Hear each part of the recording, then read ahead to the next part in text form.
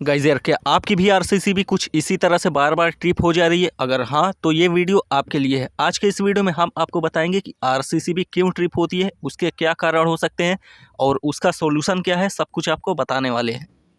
Guys, सामने जो RCCB है वो क्यों ट्रिप हो जा रही है, चलिए ऑन करके आपको दिखाते हैं।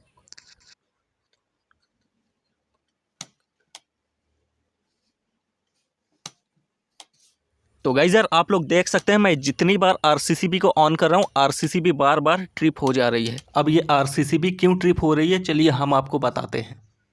तो गाइस, आरसीसीबी ट्रिप होने के पीछे सिर्फ और सिर्फ दो रीज़न होते हैं। First, RCCB internal fault and second, current leakage and grounding fault. So guys, RCCB में इंटरनल फॉल्ट तब आता है जब हमारी आरसीसीबी काफ़ी ज़्यादा पुरानी हो जाती है और कभी कभी हमारी आरसीसीबी ऊपर से जब गिर जाती है तो हमारी आरसीसीबी के अंदर का जो स्प्रिंग होता है वो निकल जाता है, जिसकी वजह से हमारी आरसीसीबी ट्रिप होने लगती है। गाइस, इसके अलावा भी इंटरनल फॉल्ट आते हैं जो ट्रिपिंग के अंतर्गत नहीं आते, जैसे कि ओवर करंट फ्लो होने से आरसीसीबी का जल जाना। और एक बात मैं आपको बताना चाहूँगा कि ओवर करंट से जब आरसीसीबी जलती है तो वो ट्रिप नहीं होती, डायरेक्ट खराब हो जाती है। अब चलिए करंट लीकेज से आरसीसीबी कैसे ट्रिप हो जाती है आपको समझाते हैं, लेकिन गाइस इससे पहले लेते हैं छोटा सा वक्त और आपको आरसीसीबी की वर्किंग शॉर्ट में बता देते हैं। सो गाइस, आरसीसीबी जो होती है वो करंट के इम्बैलेंस होने पर ट्रिप होती है, यानी कि जितना करंट आरसीसीबी के फेस पॉइंट से निकल रहा है उतना ही करंट आरसीसीबी के न्यूट्रल पॉइंट पर आना चाहिए, वरना आरसीसीबी ट्रिप हो जाएगी। सामने जो हमारी आरसीसीबी है वो 30 मिली एम्पेयर की है। इसका मतलब फेस से निकला हुआ 30 मिली एम्पेयर का करंट भी अगर रास्ते में कहीं पर लॉस हो गया और न्यूट्रल तक नहीं पहुंच पाया तो हमारी आरसीसीबी तुरंत ही ट्रिप हो जाएगी।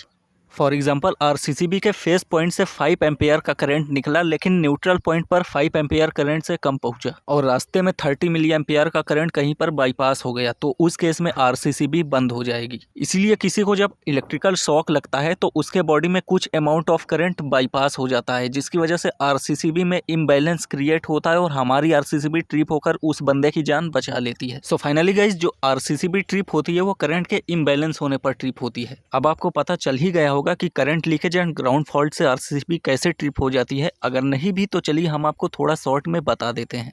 सो गाइस, कभी कभी जो हमारी वायरिंग होती है उसमें से इंसुलेशन हट जाता है। इंसुलेशन हटने के पीछे कई रीजंस है, जैसे कि हमारे घरों में चूहे वगैरह रहते हैं तो वो वायर्स के साथ खिलवाड़ करते रहते हैं, छेड़छाड़ करते रहते हैं। और दूसरा रीजन भी हो सकता है जैसे शॉर्ट सर्किट से इंसुलेशन का हट जाना, और कभी कभी ओवर करंट फ्लो होने की वजह से भी हमारा जो वायर का इंसुलेशन होता है वो हट जाता है। सो गाइस, वायर के अंदर से इंसुलेशन हटने के बाद हमारे वायर के अंदर का जो कंडक्टर होता है वो दीवार वगैरह पर टच हो जाता है, जिसकी वजह से कुछ अमाउंट में करंट दीवार पर उतर जाता है और दीवार पर करंट जाते ही हमारी आरसीसीबी में इम्बैलेंस क्रिएट होता है, जिसकी वजह से आरसीसीबी ट्रिप हो जाती है। और गाइस, कभी कभी जो हमारे इंस्ट्रूमेंट होते हैं उसके बॉडी पर करंट उतरने लगता है, जैसे कि एग्जाम्पल के लिए फ्रिज वगैरह पर कभी कभी करंट उतरने लगता है और फ्रिज की जो बॉडी होती है वो अर्थिन वायर से कनेक्ट होती है। आप 3 पिन का प्लग देखे ही होंगे जिसमें तीसरा पिन अर्थिन वायर का होता है। तो जब फ्रिज के बॉडी पर करंट उतरता है तो वो तीसरे पिन की वजह से डाइवर्ट हो जाता है ग्राउंड की तरफ,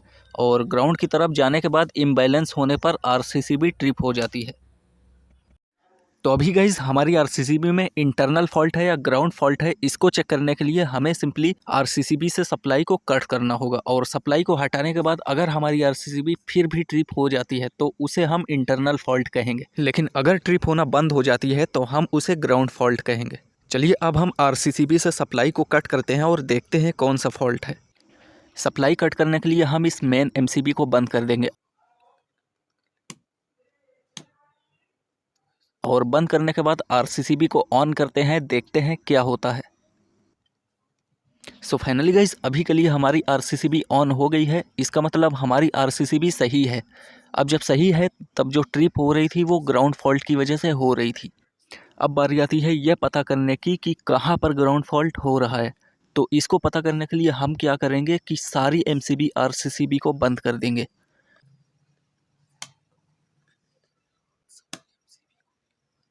और बंद करने के बाद सबसे पहले हम क्या करेंगे, मेन एमसीबी को ऑन करेंगे। फिर उसके बाद आरसीसीबी को चालू करेंगे। फिर रूम नंबर 1 की एमसीबी को चालू करेंगे और फिर रूम नंबर 2 की एमसीबी को चालू करेंगे। सो फाइनली गाइज आप लोग देख सकते हैं हमारी जो आरसीसीबी है वो ट्रिप हो गई है। रूम नंबर 2 की एमसीबी जैसे ही हमने चालू किया वैसे ही हमारी आरसीसीबी ट्रिप हो गई है। इसका मतलब ये हो सकता है कि रूम नंबर 2 की जो वायरिंग है वो डिफेक्टिव है, या फिर रूम नंबर 2 में जितने भी एप्लियंस चल रहे हैं उनमें से किसी एक के बॉडी के ऊपर करंट उतर रहा है और वो करंट 3 पिन सॉकेट के थ्रू ग्राउंड में चला जा रहा है, जिसकी वजह से आरसीसीबी इम्बैलेंस होकर ट्रिप हो जा रही है। गाइज यहाँ पर तो सिर्फ 2 एमसीबी थी, अगर यहाँ पर ढेर सारी एमसीबी होती तो हम सेम यही ट्रिक लगा के डिफेक्टिव पॉइंट तक पहुँच सकते हैं। गाइज अब ग्राउंड फॉल्ट कहाँ हो रहा है चलिए हम आपको दिखाते हैं। आप नज़रें अपनी जमाए रखें।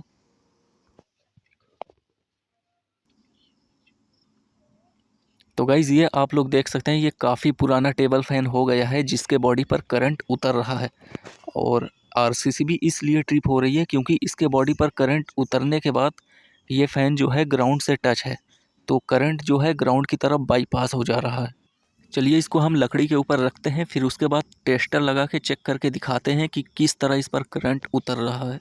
फ़ैन को लकड़ी के ऊपर रखने से हमारी आरसीसीबी ऑन हो जाएगी, क्योंकि उस केस में करंट जो है वो ग्राउंड की तरफ बाईपास नहीं हो पाएगा, क्योंकि जो लकड़ी होता है वो इंसुलेटर का काम करता है।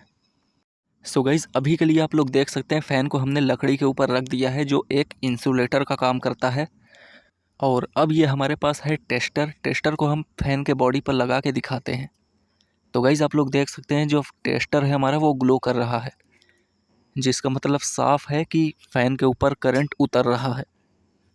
लेकिन हमारी आरसीसीबी अभी तो ट्रिप नहीं हो रही, क्योंकि हमने फ़ैन को लकड़ी के ऊपर रखा है, इसलिए करंट ग्राउंड में बाईपास नहीं हो पा रहा है, और 3 पिन सॉकेट का भी इस्तेमाल हमने नहीं किया है इसमें।